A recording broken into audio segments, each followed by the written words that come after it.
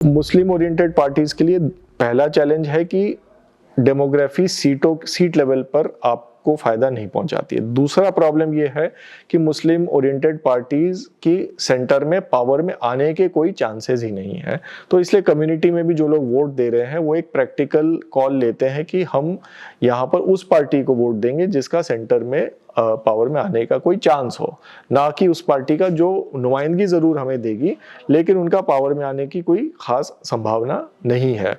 तो एक ये मेजर चैलेंज रहता है एक मुस्लिम ओरिएंटेड पार्टी के लिए। ये एक कांस्टेंट प्रोसेस चलेगा। मुझे लगता है कि काफ़ी हद तक आने वाले सालों में फोकस मुस्लिम ऑर्गेनाइजेशंस का और मुस्लिम सिविल सोसाइटी का इलेक्शन से थोड़ा अलग होना चाहिए, क्योंकि इलेक्शंस एंड में जब तक बीजेपी इस तरह से अपने वर्चस्व पे अपने डोमिनेंस में रहेगी तब तक इलेक्शन बीजेपी को हराने वाले ही होंगे। इसमें यानी ये एक मजबूरी है।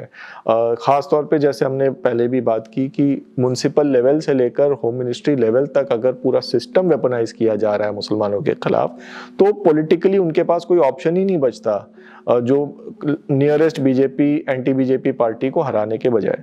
जहाँ तक देखिए मुस्लिम कम्युनिटी के फेलियर तो हमें बिल्कुल भी कहना नहीं चाहिए, क्योंकि कम्युनिटी ने अपने जो एक लिव्ड एक्सपीरियंस है पिछले 10 साल का, जो एक परसेक्यूशन हुआ है, लाइवलीहुड के खिलाफ, लाइवलीहुड पर हमला हुआ है, आइडेंटिटी पर हमला हुआ है, अलग अलग लेवल पर मुस्लिम कम्युनिटी के ऊपर हमले हुए हैं पिछले 10 साल में। तो हर एक मुसलमान ने अपने लिव्ड एक्सपीरियंस के बेसिस पे वोट दिया और एक तरफा वोट यानी CSDS के डेटा के हिसाब से 80% से ज़्यादा वोट इंडिया अलायंस को दिया मुस्लिम कम्युनिटी ने पूरे इंडिया में।